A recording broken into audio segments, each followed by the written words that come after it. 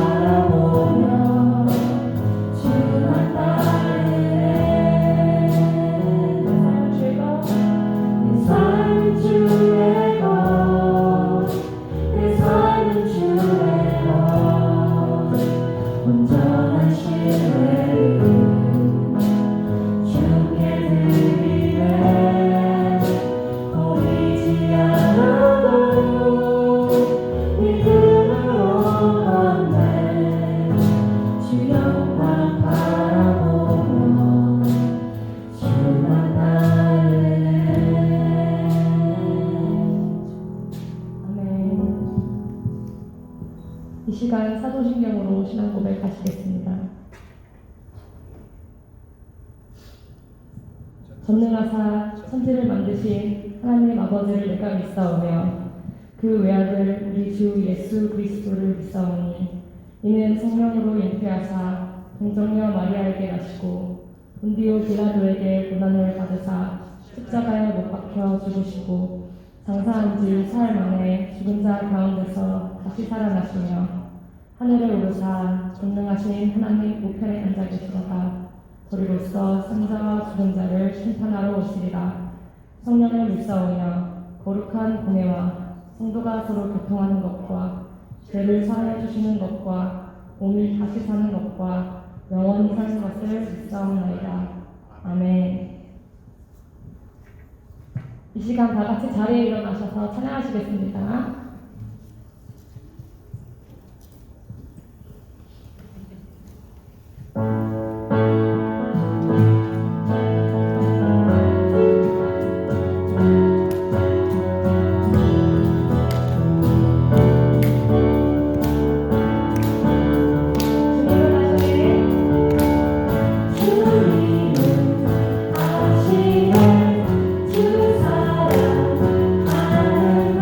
You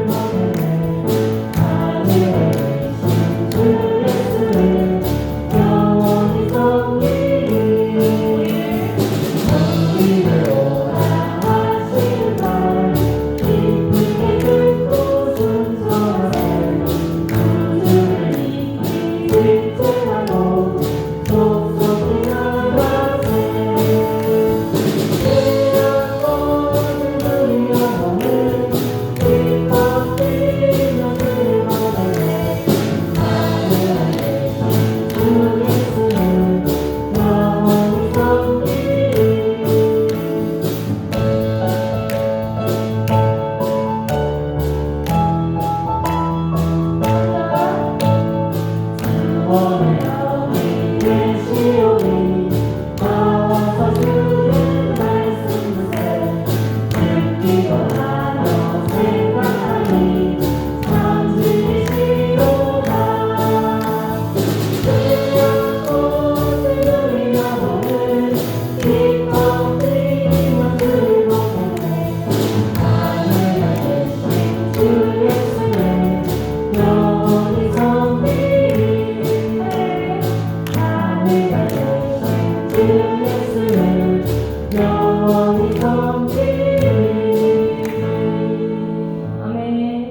우리 주 예수를 영원히 섬기길 이 시간 고백하며 다 같이 자리에 앉으셔서 찬양하겠습니다.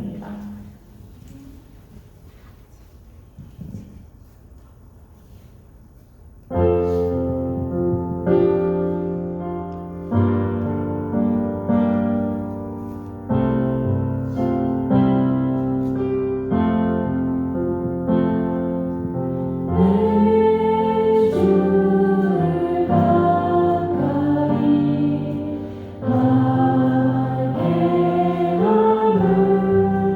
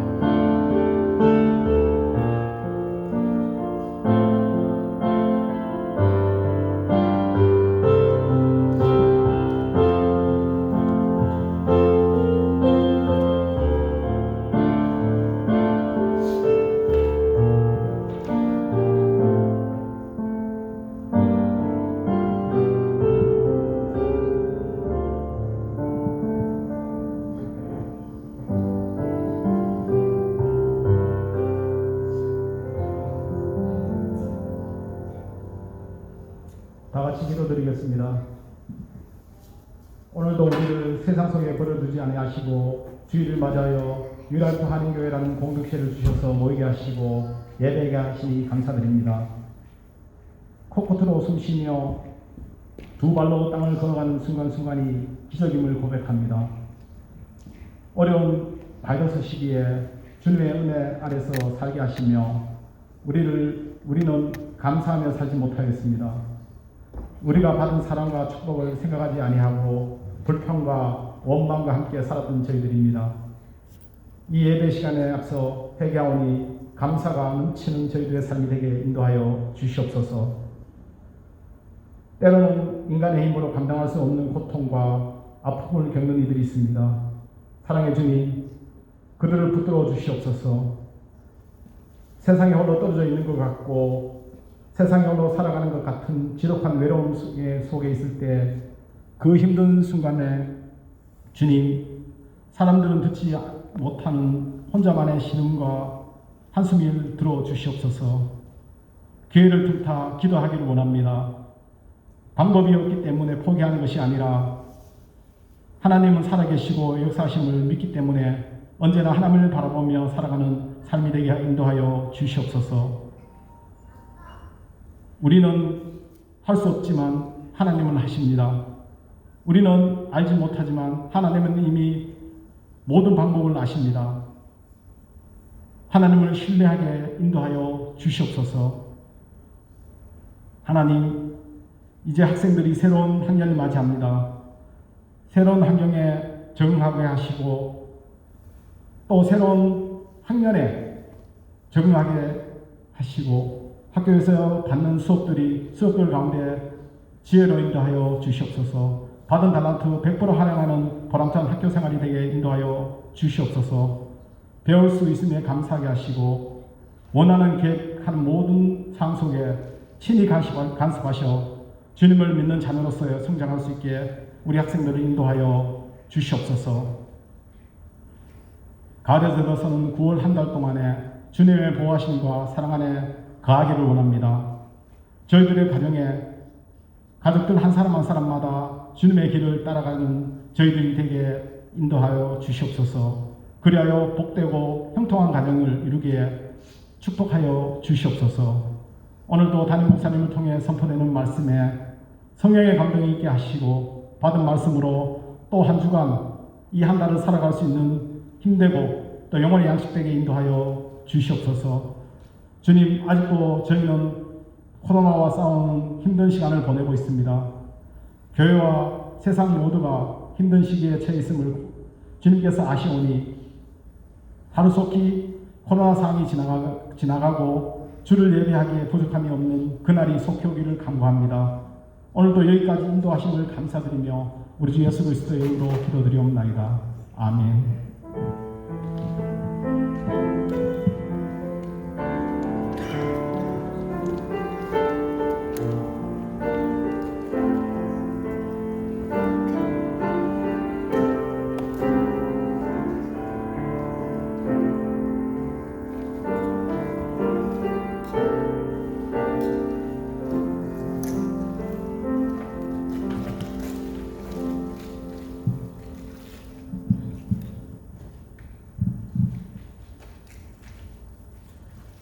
할렐루야.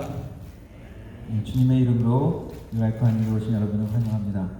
우리 옆에 좌우에 계신 분들도 서로 환영해 주시기 바랍니다. 잘 오셨습니다. 안녕하세요.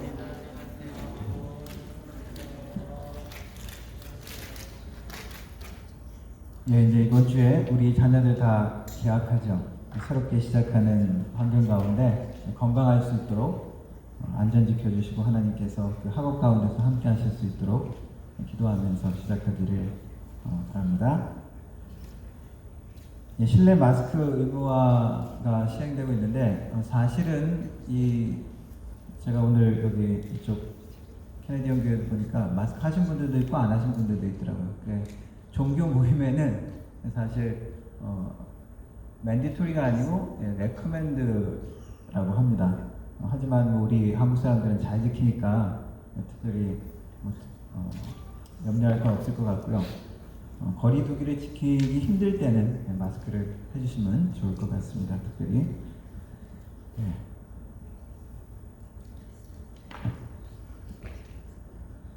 드린 언금 위해서 제가 기도하도록 하겠습니다.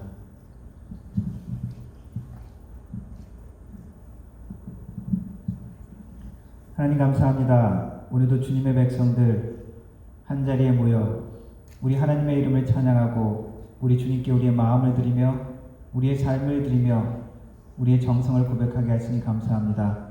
우리의 육신과 마음만 주님 앞에 고백하는 것이 아니라 삶의 소득인 물질로 또한 주님 앞에 드립니다.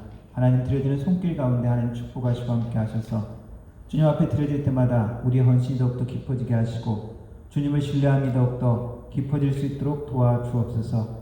하나님께서 우리의 모든 것들의 주관자 되어주시고 모든 축복의 근원 되심을 믿을 수 있게 하여 주시고 주님 앞에 드리고 나눌 때 주님이 주신 기쁨과 능력들이 우리의 삶 가운데 더욱더 나타나게 하여 주옵소서. 하나님 아버지, 이 물질이 또한 사용되어질 때 헛되게 사용되는 것이 아니라 하나님의 나라가 확장되어지고 우리 예수 그리스도의 이름이 증거되어지며 하나님의 나라 공동체가 사명을 감당할 수 있도록 든든히 서갈 수 있도록 하나님 도와주옵소서.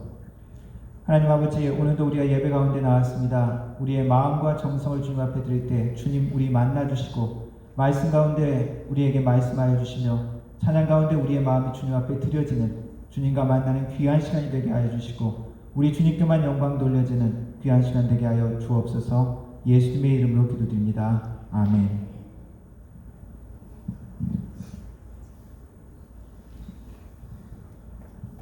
함께 일어나서 하나님 말씀 읽도록 하겠습니다.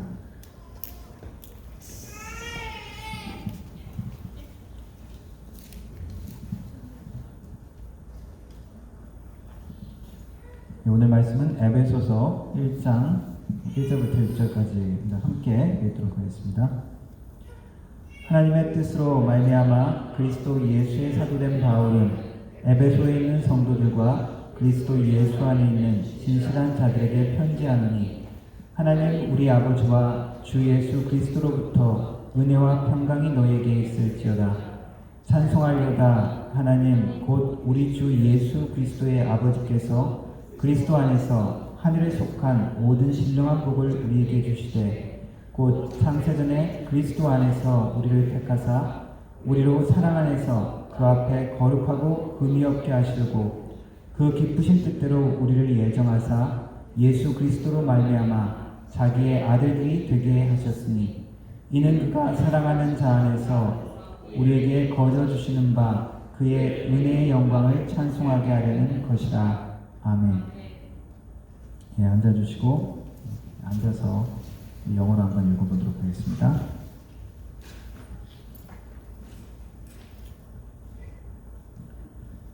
Paul, an apostle of Christ Jesus by the will of God, to God's holy people in Ephesus, the faithful in Christ Jesus. Grace and peace to you from God our Father and the Lord Jesus Christ. Praise be to the God and Father of our Lord Jesus Christ, who has blessed us in the heavenly realms with every spiritual blessing in Christ.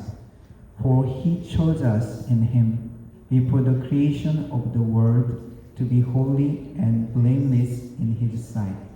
In love, He predestined us for adoption to sonship through Jesus Christ, in accordance with His pleasure and will, to the praise of His glorious grace, which He has freely given us in the one He loves. 아멘. 예, 오늘부터 바울 서신서 에베소서 말씀을 전하려고 합니다. 이 에베소서에 대한 서론 같은 부분은 사도행전의 마지막 부분에서 이미 여러분들이 기본적인 내용을 들으셨다고 생각을 합니다.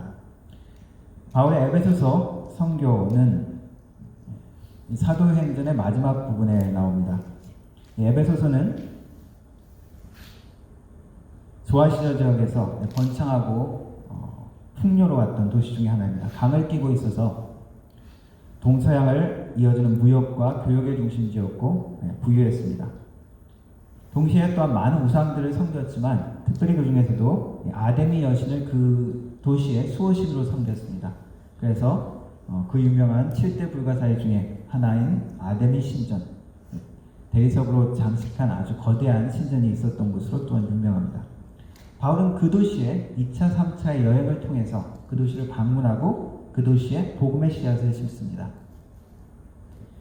많은 저항도 있었지만 마술과 미신을 믿던 많은 사람들이 광장에 모여서 많은 그 우상의 물품을 불태우는 도시 전체에 알려지는 큰 부흥 같은 일도 있었습니다. 바울은 이 도시에서 3년을 가까이 거주하면서 하나님의 말씀을 가르치고 교회를 든든히 세웠습니다. 바울이 그곳을 떠나서 3차 여행을 마치면서 예루살렘으로 가기 전에 에베소서에서 온 지도자들을 만나면서 마지막 인사를 하는 장면이 사도행전 마지막 부분에 나옵니다.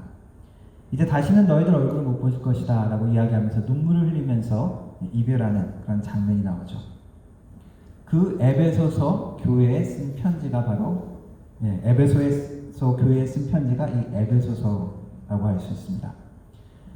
그 이후에 바울은 잡혀서 로마로 가게 되죠. 로마에서 투옥되어서 오랜 시간을 있게 되어집니다. 그 옥중에서 쓴 편지 중에 하나가 이 에베소서입니다. 에베소서의 이 수신자는 이 에베소 교회는 유대인들이 주가 아니라 이방인들이 주가 된 그러한 교회입니다. 어떠한 사람들입니까? 옛날부터 구약에서 언급된 그 하나님을 섬겼던 사람들이 아니라 그리스 로마의 많은 신들을 섬기고 그리고 미신과 마술을 믿었던 사람들입니다. 부적이나 국 같은 것들을 우리 한국 사람들이 하기도 하고 가지고 있는데 왜 그렇습니까? 옛날 그런 사람들은 불행을 막고 어떤 행운을 가져다 주는 그것을 위해서 부적을 갖기도 하고 구슬하기도 하죠. 어떤 분이 무당을 만나서 점을 치러 갔는데 무당이 그러더래요. 보면서 구슬해야 돼. 안 그러면은 집안에 불행이 있을 거야. 어떤 불행인데요? 남편이 바람을 펴서 가정을 차리고 애까지 낳을 거야. 그럼 어떻게 해야 됩니까? 구슬해야 돼. 200만 원짜리 구슬해야 돼. 200만 원까지 돈이 없는데 한 100만 원 정도로 좀 깎아주시면 안 되겠습니까? 100만 원짜리로 하면 나가서 살림을 차리긴 차리는데 애는 안 낳아. 그러면 한 50만 원쯤 되면 어떻게 됩니까? 바람을 피기는 피는데 살림은 안 차려. 그러면 한 10만 원 정도 하면 어떻게 돼요? 가만히 생각했다가 바람을 피기도 하고 안 피기도 한다고. 하여튼 그런 얘기가 있습니다만 이런 것들을 우리가 왜 사람들이 이렇게 합니까? 뭔가 불행한 것을 막고 뭔가 좋은 것, 행운을 바라는 것이죠. 하나님 대신에 뭔가 다른 것을 의지하고 다른 것을 섬기는 것입니다. 그랬던 사람들이 에베소의 사람들이었다는 것이죠. 그것들을 의지하고 섬겼던 사람들이 이제는 하나님의 자녀요, 하나님의 축복받은 새로운 존재가 되었다는 것을 알려주는 것이 에베소서입니다. 에베소서의 구성은 처음에 1장부터 3장까지는 에베소의 이 교인들이 얼마나 영적인 축복을 받은 존재인지, 내가 영적으로 하나님 앞에서 누구인지를 가르쳐 줍니다. 그 영적 자산이 얼마나 귀한 것인지를 설명해주고 있죠. 그리고 4장에서 6장 후반부에는 그러면은 너희들이 어떻게 살아야 되는가를 설명하고 있습니다. 첫 번째 부분이 그리스도인의 신분을 이야기하고 있다면 뒤에 부분은 그럼 이제 어떻게 살아야 하는지 생활을 이야기하고 있다는 것이죠. 그래서 그리스도인으로서 하나님의 자녀로서 특권과 함께 어떻게 살아야 하는지 그 의무를 책임을 이야기하고 있습니다. 그러면서 이 에베소서는 전반적으로 예수 그리스도 안에서 그 모든 축복된 모습, 그 완성되는 모습을 하나됨으로 표현하고 있습니다. 우리가 예수 그리스도와 하나 되고 우리가 서로 하나 되는 것, 그것이 이 에베소서의 주제이기도 합니다. 오늘 읽은 이 에베소서 1장 첫 번째 부분은 특별히 하나님으로부터 온 구원자의 축복을 이야기하고 있습니다. 그런데 이 구원의 역사는 오늘 6절까지밖에 안 읽었지만 12절까지 쭉 읽어보면은 이 하나님의 구원의 역사가 삼위 하나님, 성부 하나님, 성자 예수님, 성령님, 그 삼위 하나님의 모든 분이 같이 공동으로 함께 참여해서 주시는 놀라운 축복과 놀라운 은혜인 것을 설명하고 있습니다. 그러면서 우리가 발견하고 또 생각해야 될 것은 하나님의 예정이라는 부분입니다. 에베소서 1장에도 이 하나님께서 예정하셨다는 내용들이 있는데 4절에 보면은 오늘 읽은 곧 창세전에 그리스도 안에서 우리를 택하사라는 표현이 있고 9절에 보면은 그의 기뻐하심을 따라 그리스도 안에서 때가 찬 경륜을 위하여 예정하신 것이다 라고 표현합니다. 그리고 11절에 계획을 따라 우리가 예정을 입어 그 안에서 기업이 되었다 라고 구원에 대해서 설명하면서 예정하심에 대해서 설명합니다. 대표적인 예정에 대한 또 말씀은 로마서에서도 나와 있습니다. 8장 로마서 29절에서 30절 말씀 읽어보겠습니다. 하나님이 미리 아신 자들을 또한 그 아들의 형상을 본받게 하기 위하여 미리 정하셨으니 이는 그로 많은 형제 중에서 맏아들이 되게 하려 하심이니라. 또 미리 정하신 그들을 또한 부르시고 부르신 그들을 또한 의롭다 하시고 의롭다 하신 그들을 또한 영화롭게 하셨느니라. 구원에 대한 중요한 교훈이 있는 로마서에서도 하나님의 예정하심에 대해서 나와 있습니다. 우리가 구원에 대해서 이야기할 때 오늘 이 신학적인 예정에 대한 부분도 제가 또 필요해서 또 설명을 하려고 합니다.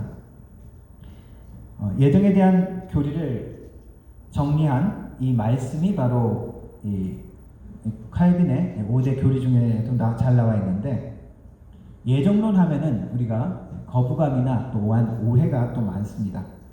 예정이라고 하는 것은 어떻게 하나님의 예정이 있을 수 있느냐라는 것은 위로부터의 예정과 아래로부터의 예정을 확신할 수 있는 부분이 있습니다. 위로부터의 예정이라는 것은 하나님은 전지전능하신 분이기 때문에 하나님의 속성을 이해한다면 당연히 하나님은 미리 그 구원의 계획을 예정하셨다는 것이죠. 우리의 구원을 위해서 미리 아시고 그것을 예정하셨다는 것입니다. 또한 우리의 삶의 근거를 보면 도저히 우리가 구원받을 수 있는 조건이 하나도 없는데도 불구하고 하나님께서 예정하신 것, 특별히 바울의 경험은 이것을 분명하게 보여줍니다. 자신이 예수 그리스도를 깨닫고 그분에게 다가가려고 전혀 하지 않았는데도 불구하고 하나님께서 먼저 바울을 택하시고 하나님의 주권으로 이끄셨죠. 그렇기 때문에 이 예정은 하나님의 위로부터 하나님의 속성으로부터도 우리가 알 수 있는 것이고 우리의 삶의 경험으로도 하나님의 예정을 설명할 수도 있습니다.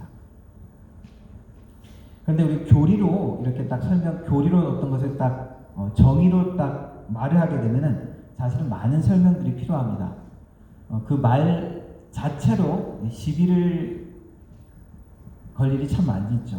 특별히 가장 잘 우리가 시비를 걸 수 있는 말 중에 하나가 한 번 구원은 영원한 구원인가 뭐 이런 말씀, 이런 명제들 성경에 그렇게 딱 그 말이 나와 있지는 않지만 성경에서 말씀하는 모든 것을 유추해서 그렇게 말할 수 있는 것이죠.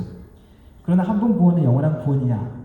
그렇다면 우리가 아무리 죄를 지어도 아무렇게나 막 살아도 하나님을 거부하고 떠나도 우리는 결국 구원받는 것이냐? 뭐 그렇게 또 계속 또 이야기가 나오기 때문에 사실은 어떤 이 교리의 명제는 설명들이 많이 필요합니다. 그리고 어떤 한 가지 말 자체로 논리적인 것으로 이렇게 사실은 시비 걸 수 있는 이야기들이 많이 있죠. 그렇기 때문에 바울도 로마서를 이 교리를 설명을 하면서 구원에 대해서 설명하면서 그렇다면 우리가 막 살아도 된다는 것이냐? 그건 아니다. 그러면서 또 설명하죠. 그러면 우리가 하나님의 은혜를 더하려고 죄에 더할 수 있느냐? 그건 아니다. 그러면서 또 설명하는 부분이 있습니다. 그래서 예정에 대한 것도 사실 오해가 많이 있을 수 있습니다. 하나님의 예정은 결정론으로 오해할 수 있습니다. 결정론이라는 것은 모든 것을 하나님께서 다 정하셨기 때문에 우리가 할 것은 없다는 것이죠. 그런 면에서 나오는 생각들은 하나님은 그런 면에서 폭군과 같다. 자기 마음대로 결정하고 어떤 사람은 지옥 보내고 어떤 사람은 천국 보낸다. 하나님은 편파적이다. 뭐 그런 이야기들을, 그런 불만들을 가질 수 있습니다. 그리고 또한 그렇다면은 나이가 죄를 짓고 죄를 안 짓고에 대한 책임이 없는 것이 아니냐. 하나님의 모든 것을 다 정했기 때문에 자유의지의 의미를 말살한다. 그리고 거룩하게 살려는 의지를 방해한다. 성화의 의지를 방해한다는 것이죠. 그러나 하나님의 말씀을 그리고 칼빈이 주장한 그 교리를 또 나름대로 잘 보면은 이 모든 것들에 대한 설명들은 다 사실 다 되어져 있습니다. 대표적인 구원에 관한 두 가지 큰 교리로 설명을 한다면 칼빈주의와 알미니안주의가 있죠. 저희 교회는 칼빈주의에 속한 개혁주의 교회입니다. 그러나 뭐 사실 요즘에는 100% 칼빈주의, 100% 알미니안주의라고 하기 힘들 정도로 사실 우리들의 구원에 대한 개념은 사실은 조금씩 이렇게 섞여져 있습니다. 특별히 뭐 알미니안주의의 예지 예정이라는 부분은 어떤 부분이 있냐 하면은 하나님은 전지전능하신 분이시기 때문에 하나님께서 구원은 모든 사람을 위해서 이미 오픈해서 이렇게 베풀어 주셨다는 것이죠. 그래서 그것을 받아들이고 안 받아들이고는 본인의 책임이지 본인의 결정을 결국 하나님이 아시기 때문에 어떻게 결정할지 아시기 때문에 그것들 때문에 예정했다라고 이야기할 수 있다라고 표현하기도 합니다.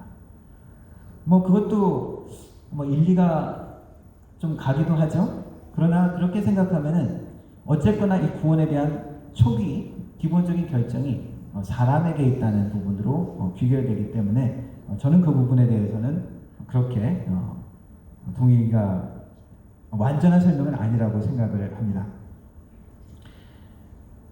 우리가 이 모든 것들을 교리적인 부분들을 이렇게 생각할 때 논리적으로 모순되게 들릴 때가 많이 있습니다. 그런데 이 인문학적인, 여러분들도 잘 아시는 인문학적인 진리가 수학적, 과학적인 진리, 참과 거짓하고는 다르죠. 사랑은 무엇이냐? 사랑은 눈물의 씨앗이다. 틀린 것입니까? 맞은 것입니까? 수학적으로, 과학적으로 그게 뭐 꼭 그렇게 얘기할 수 있냐? 뭐 기쁨과 즐거움도 있는데 뭐 그렇게 이야기할 수 있지만 인문학적으로 우리가 경험적으로 그 말이 틀렸다고는 할 수 없겠죠. 사랑을 하다 보면 많은 고통과 눈물이 있기 때문에. 그래서 교리에 대한 것들도 그러한 부분을 우리가 기억을 해야 할 것입니다. 그리고 자유의지라는 부분에 있어서 사실 우리가 자유의지라고 하지만은 우리가 가진 자유의지는 실제 많이 한정되어 있습니다. 우리가 모든 것을 마음대로 우리가 원하는 대로 할 수 없잖아요. 우리가 태어난 것, 우리가 자라난 환경, 이미 우리는 매우 제한된 환경에 자유가 있습니다. 그리고 우리가 자유의지로 선택한다고 하는 것들도 사실은 실제로 많은 욕구에 의해서 어떤 면에서 조종당하는 것 같은 자유도 있습니다. 그래서 하나님께서 결정하셨다고 하는 부분, 하나님의 주권과 그리고 사람의 자유의지, 이 부분에 대한 것은 논리적으로는 모순으로 우리가 분명히 들립니다. 하지만 하나님의 진리한 측면에서 하나님은 분명히 주권자이시고 모든 것을 계획하신 분이시지만 인간을 창조하실 때는 우리가 하나님의 이미지를 닮았다는 것은 많은 뭐 창조적인 능력이나 뭐 하나님과 교제할 수 있는 것이나 그런 것도 있지만은 하나님처럼 자유롭게 결정할 수 있는 책임지는 존재라는 면에서 또 자유의지를 우리가 부정할 수 없습니다. 그래서 하나님께서 이 우리를 인도하시고 구원을 이끄시는 그 방법들 중에서는 성령 하나님의 역할 중에 하나가 우리에게 구원 받고자 하는 예수님을 알고 찾고자 하는 의지를 주신다는 것입니다. 그것도 주님께서 주신다고 우리는 믿습니다. 이렇게 표현을 합니다. 하나님께서 어떤 작정을 하신 것을 아버지가 아들이 있는데 이 아들이 한 여자를 만나서 건전하게 사랑하고 좋은 가정을 이루려고 하는 것이 아니라 이 여자 저 여자 만나고 그냥 아주 난잡하게 사는 거예요. 아버지가 그 아들에게 아주 좋은 여자, 아주 좋은 가정을 꾸릴 수 있고 매력적인 좋은 여자를 소개시켜 주는 겁니다. 그러면 그 아들은 더 그 여자를 선택해서 이제 바람둥이 생활을 접고 온전한 가정을 이루고 건전하게 살 가능성이 많겠죠. 그런 면에서 하나님께서 우리를 역사를 하시고 구원으로 이끄시는 면에서는 이 성령님께서 그러한 욕구를 주신다는 것입니다. 그렇게 인도하신다는 것입니다. 하나님이 누구는 구원하고 누구는 구원하지 않는 것은 불공평하지 않느냐, 거기에 대해서 하나님이 이 죄악되고 타락된 현상 가운데 있는 우리 모두는 이미 구원받을 자격을 놓쳤다고 하는 것입니다. 우리가 복권에 당첨되면 좋은 것이지만 기쁘고 너무나 좋지만 내가 복권에 당첨이 안 됐다고 누구한테 불평하고 원망하고 할 수 없는 것과 마찬가지라는 것입니다. 하나님의 주권과 자유의지의 충돌의 이야기는 성경을 자세히 살펴보면 그런 것과 같은 이야기들을 많이 보게 되어집니다. 십자가의 사건도 마찬가지죠. 하나님이 계획하고 예정하시고 모든 것을 했다면 가룟 유다가 예수님을 배신한 것, 그리고 사내들인 공의에서 예수님을 정죄하고 그리고 빌라도가 십자가의 선고를 내린 것, 잘못이 아니지 않느냐라고 이야기할 수 있지만은 분명히 하나님은 자유의지를 이야기하시고 인간의 책임과 죄악에 대해서 물으십니다. 논리적으로는 모순되는 것 같은 이 모든 상황을 우리의 이 수학적인 과학적인 그런 한계 있는 영역으로 다 이해할 수 없습니다. 사실 성경에 많은 것들이 그런 것이죠. 삼위일체, 어떻게 우리가 그것을 논리적으로, 수학적으로, 과학적으로 다 이해할 수 있습니까? 하나님, 예수님의 신성과 인성, 신성을 가지시고 또한 인성을 가지시는 100% 하나님, 100% 인간이셨다. 어떻게 그것이 논리적으로 가능합니까? 하나님의 구원의 영역에 있어서 미리 예정하셨다는 부분은 저는 제가 이해하는 부분 중에 하나는 하나님 앞에서는 현재, 과거, 미래가 동일하시다는 것이죠. 현재, 과거, 미래를 초월하신 분이기 때문에 시간의 영역의 한계에 있는 우리에게는 그것이 하나님께서 예정하셨고 미리 정하셨고 계획하신 그것으로, 하지만 인간의 책임이 있는 것으로 우리의 영역에서는 다 이해할 수 없는 부분입니다. 그래서 이렇게 설명을 합니다. 믿는 자만이 이 문에 들어갈 수 있습니다 라는 그 문이 있습니다. 그래서 그 문을 열고 들어가면은 딱 들어가서 보니까 그 문 뒤편에 뭐라고 써져 있냐면 선택된 자만이 문 안에 들어올 수 있다라고 써 있다는 것입니다. 그게 하는 구원에 관한 비유입니다. 그래서 어떤 교수님이 이렇게 설명한다고 합니다. 예정에 대해서 이걸 설명하다가 미쳐버릴 수가 있다. You could lose your mind. 하지만 변명하고 그냥 변명해버리고 그렇게 깊이 생각하지 않으려고 한다면은 You could lose your soul. 네 영혼을 잊어버릴 수도 있다. 라고 이야기하기도 합니다. 중요한 것은 우리가 하나님에 대한 우리의 믿음이라는 부분에 있어서 우리가 다 이해할 수 없는 부분이 분명히 있다는 것이고 우리의 한계를 인정해야 된다는 것입니다. 기본적인 전제는 무엇이냐? 하나님은 전지전능하신 분이다. 또 하나는 하나님은 공의로우시고 정의로우신 분이라는 그 믿음입니다. 우리가 지금 우리 눈에 보이기는 하나님 왜 그렇게 하실까? 불공평하신 거 아니야? 하면서 우리가 그렇게 생각할 수도 있지만 마지막 때 요한계시록의 그 모습들을 보면 우리의 모든 눈에 눈물을 씻기신다는 표현이 있습니다. 공의롭게 정의롭게 모든 것을 판단하시고 심판하신다는 것이죠. 우리가 잊지 말아야 되는 것은 하나님은 사랑이시라는 것입니다. 그리고 하나님은 사랑 가운데서 삼위 하나님이 하나님의 그 놀라운 사랑과 계획 가운데 그리고 그 지혜 가운데 우리의 구원을 이루신다는 것입니다. 그리고 이것을 예정하셨다는 것은 그것을 하나님께서 그냥 기분 내키는 대로 임의적으로 한 것이 아니라 하나님의 놀라운 사랑과 계획 가운데 우리를 구원하셨다는 것입니다. 오늘 말씀에서는 하나님의 그 예정하신 세 가지 부분을 말씀드리겠습니다. 첫 번째는 모든 신령한 복을 예정하셨습니다. 3절 말씀 다시 한번 같이 읽어봅시다.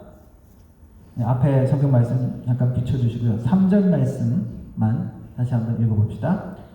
찬송하리로다 하나님 곧 우리 주 예수 그리스도의 아버지께서 그리스도 안에서 하늘에 속한 모든 신령한 복을 우리에게 주시되.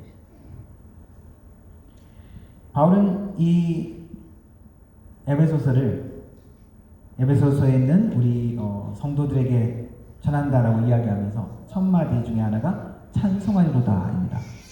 다시 말하면 할렐루야라는 것이죠. 미국에 1916년도에 사망한 해티 그린이라는 할머니가 있습니다. 이분은 미국에서 최고의 구두쇠라고 알려져 있고 The Witch of Wall Street, 월스트리트의 마녀, 월가의 마녀라고도 하는 별명도 있습니다. 이 할머니가 죽을 때 재산이 그 당시 돈으로 100 밀리언이었다고 합니다. 지금 시세로 하면 2-4 빌리언 정도 된다고 합니다. 그 재산은 안 됐는데 재밌는 것은 이 할머니가 평생 오트밀을 먹을 때 찬 오트밀을 먹었답니다. 왜? 따뜻하게 데워 먹으면 돈이 들기 때문에, 비용이 들기 때문에 그걸 절약하려고.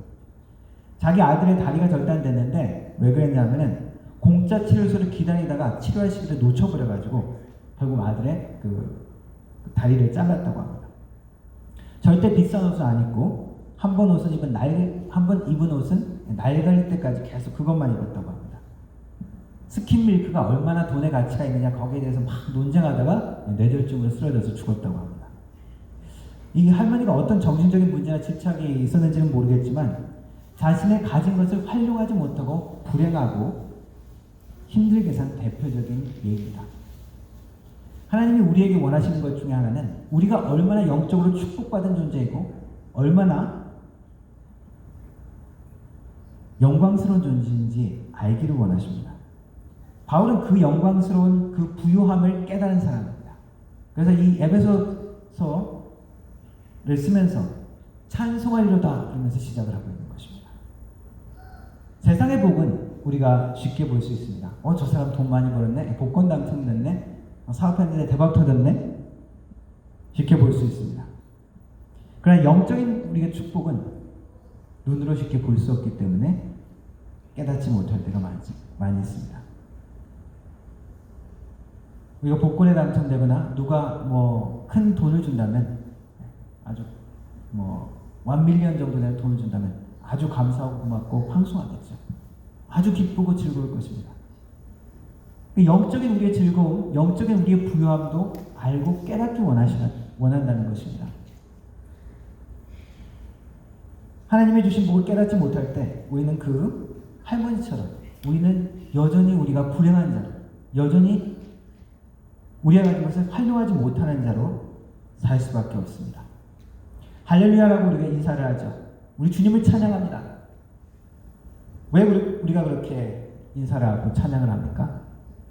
우리가 기쁘기 때문에, 우리가 슬프기 때문에, 내가 건강하기 때문에, 우리 자녀가 별 문제가 없기 때문에만이 아니라 우리의 모든 상황과 환경 가운데서도 우리가 주님을 찬양합니다라고 고백할 수 있기를 원하십니다. 왜? 우리의 영적 부요함과 영적인 축복이 얼마나 큰 것인지 말할 수 없는 그러한 은혜가 있기 때문입니다. 항상 기뻐하라, 쉬지 말고 기도하라, 범사에 감사하라. 어떻게 그럴 수가 있습니까? 영적인 부요함과 영적인 축복이 얼마나 큰지를 깨달으면 깨달을수록 우리는 그렇게 할 수 있습니다. 바울은 할렐루야로 이 편지를 시작하는 것입니다. 바울이 지금 어디에 있습니까? 로마의 감옥에 있습니다. 자신의 상황과 환경을 보면 그렇게 고백하기 힘들겠죠. 믿음으로 우리의 상황과 환경을 보는 것입니다. 영적인 기쁨, 그것이 육적인 환경을 넘어서는 것입니다. 막힌 것 같고 아무것도 할 수 없는 상황 같지만 우리 영적인 부유함을 깨달을 때 우리는 찬송할 수 있고 우리는 여전히 감사하고 기쁨을 표현할 수 있다는 것입니다. 나치의 수용소 아우슈비츠 수용소 유명하죠. 그 수용소의 생존자 중에 빅터 플랭클린이라는 박사님이 있습니다. 심리학자 의사인데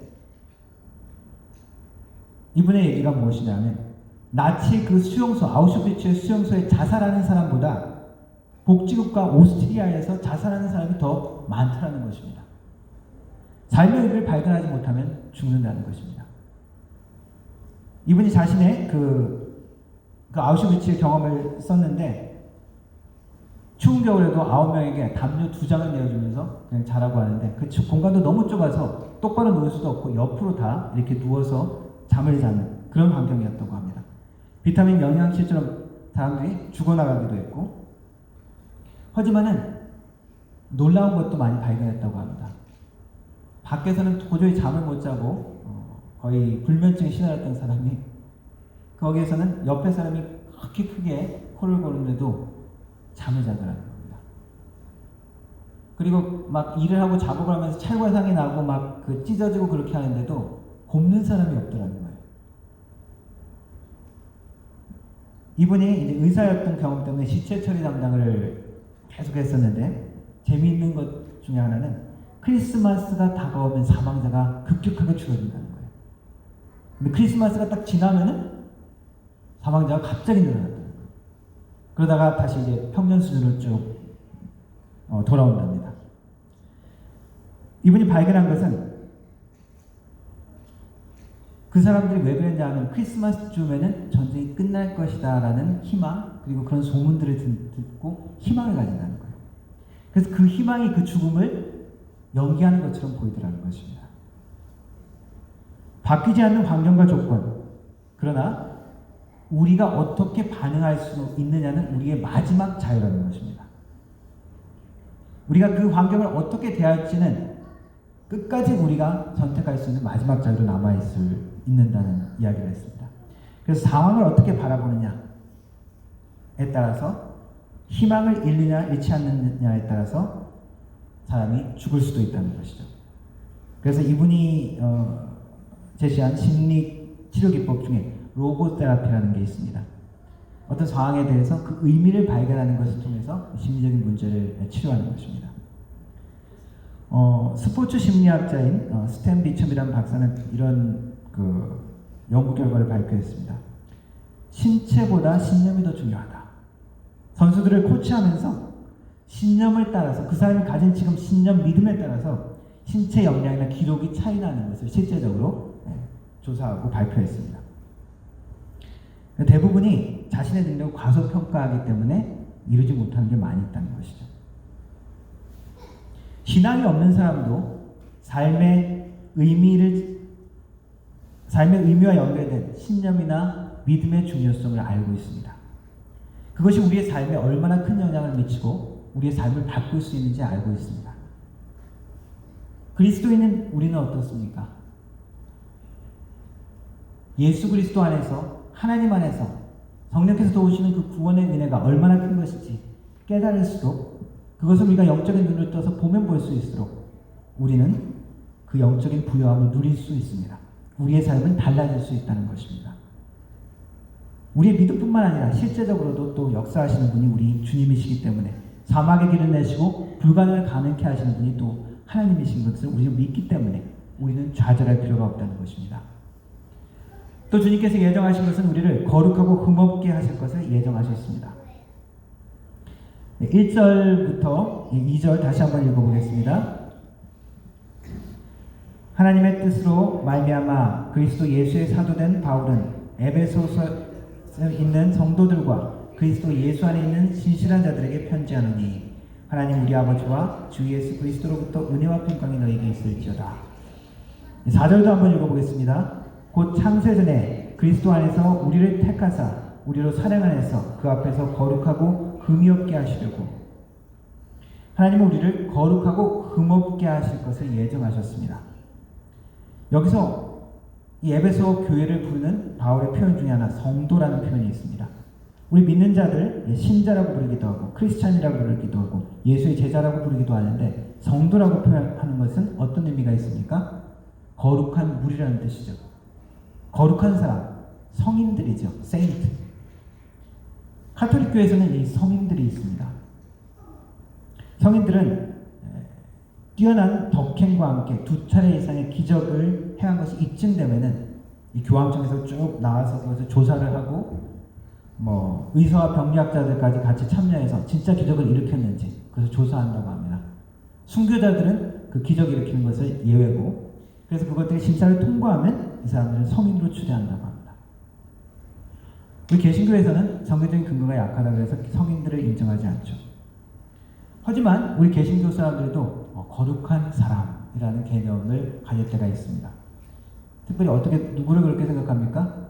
목사님 같은 사람은 거룩한 사람. 다른 사람들은 괜찮지만 목사님은 그러면 안 되지. 물론 어떤 단체의 지도자로서 특별히 모범을 보여야 될 것들이 있지만 그 외에 삶의 거룩의 영역에 있어서는 목사님은 그러면 안 되지가 아니라 이렇게 우리 모두가 다 거룩하게 살아야 되는 것입니다. 그런 분들만 거룩한 게 아니라 나도 그러면 안 된다는 것입니다. 이것이 흔들려져 버리면 저 사람은 거룩한 사람이고 나는 그렇게까지는 안 해도 되는 사람이고, 개신교와 카톨릭이 차이가 없는 것이죠. 우리는 모두가 성인들입니다. 모두 거룩한 자로 불린 자들이라는 것입니다. 이것을 잊어버리면 우리가 하나님께서 우리를 향한 목적을 잊어버린다는 것입니다. 하나님께서 우리 인생을 향해서 우리 구원을 통해서 이루고자 하는 목적은 우리가 이 땅에서 행복하게 즐겁게 누리는 것이 최종 목적이 아닙니다. 물론 하나님 축복을 주시기를 원하시는 좋은 하나님이시지만 우리의 최종적인 목적 중에 하나는 거룩하게 하시는 성화, 이 거룩이라고 할 수 있습니다. 거룩한 것은 구별된 것을 이야기합니다. 구역에서 거룩한 것은 물론 윤리적으로 악한 것을 안 하는 그런 의미도 있지만 먼저는 하나님의 것으로 분리된 것을 거룩한 것이라고 합니다. 그래서 성전에 섬겨지기 위해서 성전에 드려지는 모든 물품들, 성전의 물품들은 다 똑같은 그릇이고 물품들이지만 성전에서 사용하는 것은 거룩한 것으로 하나님의 것으로 구별되어집니다. 제사장들도 거룩한 사람으로 구별된 존재이고 예물도 하나님께 드려지는 것은 거룩한 것, 구별된 것입니다. 우리는 어떠한 존재입니까? 세상에 속한 것이 아니라 하나님께 속한 자들인 것입니다. 그런 면에서 우리는 거룩한 자들입니다.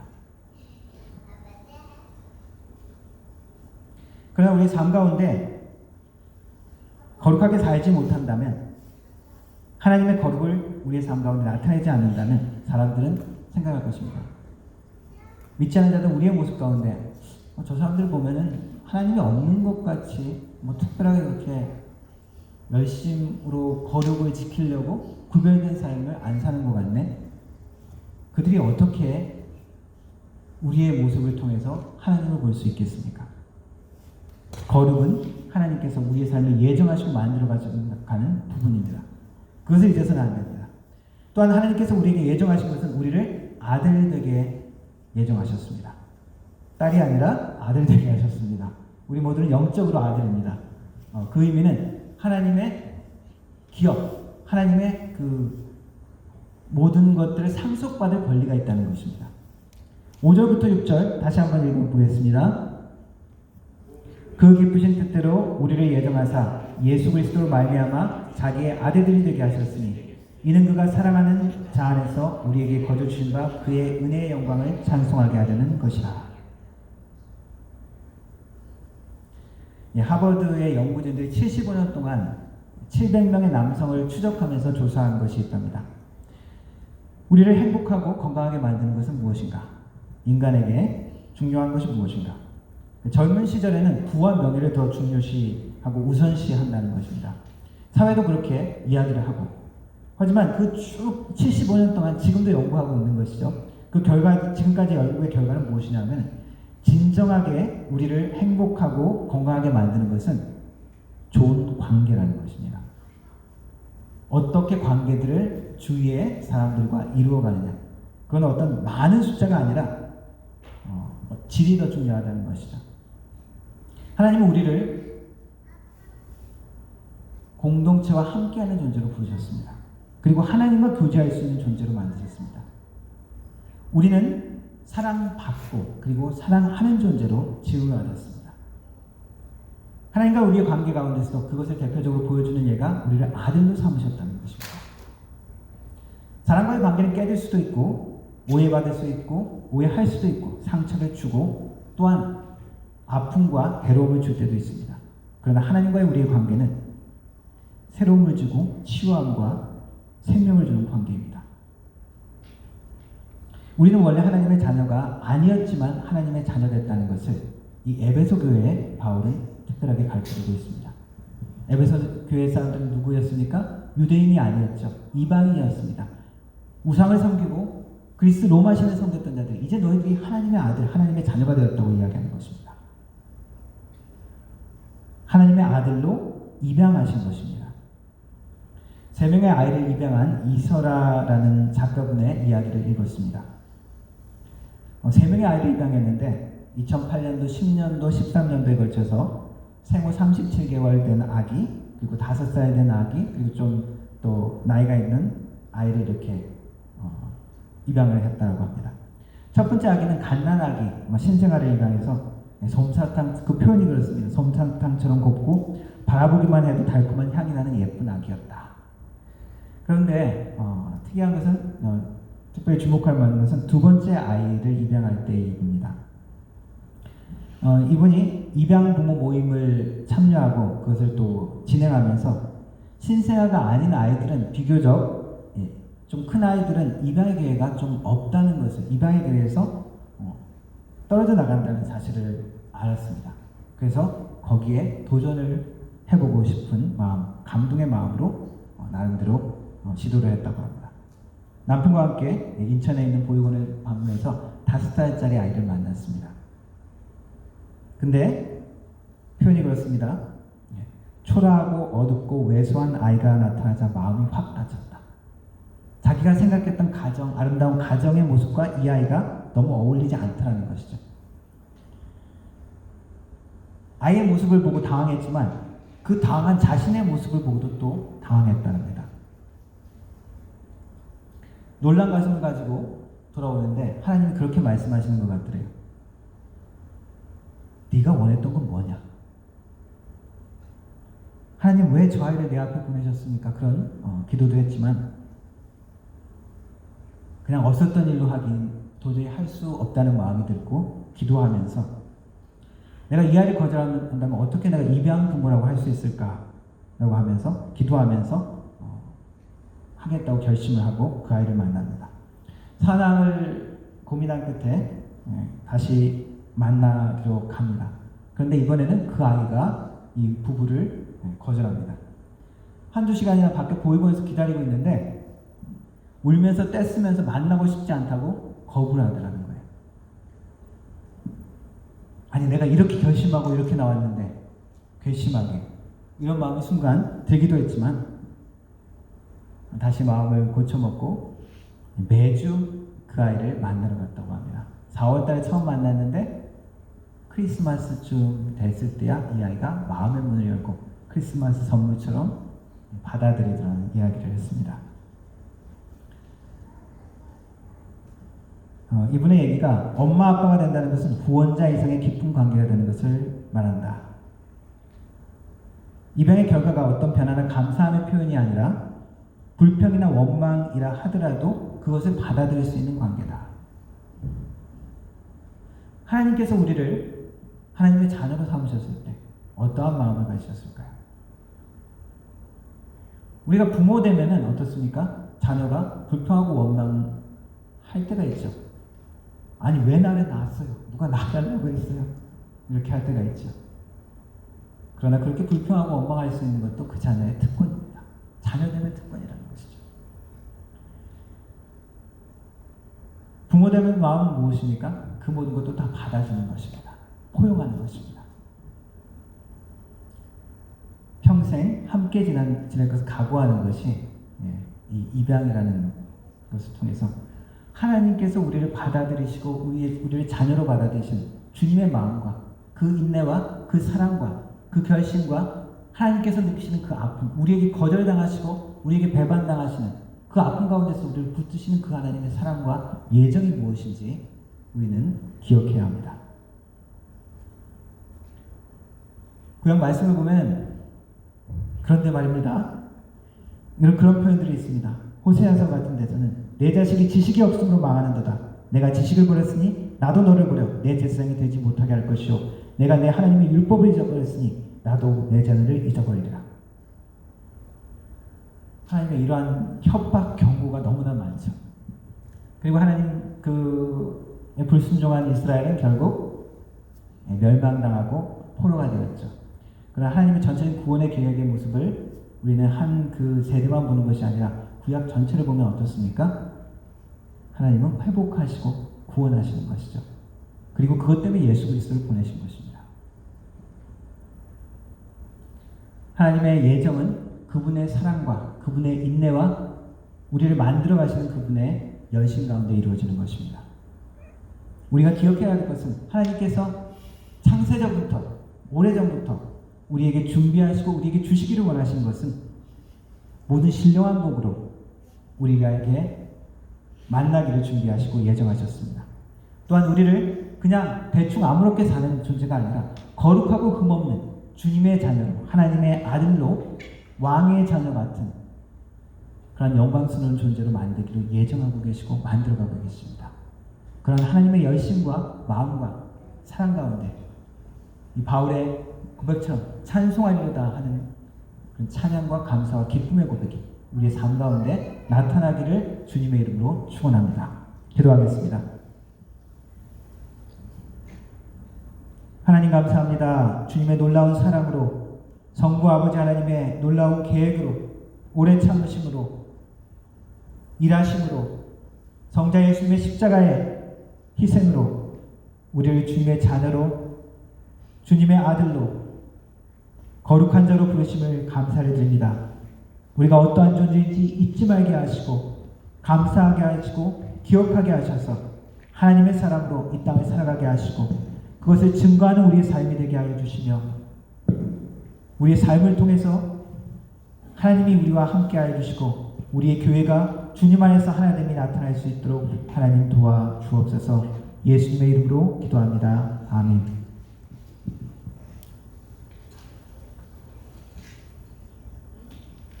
함께 찬양하겠습니다. 내 삶은 주의 것.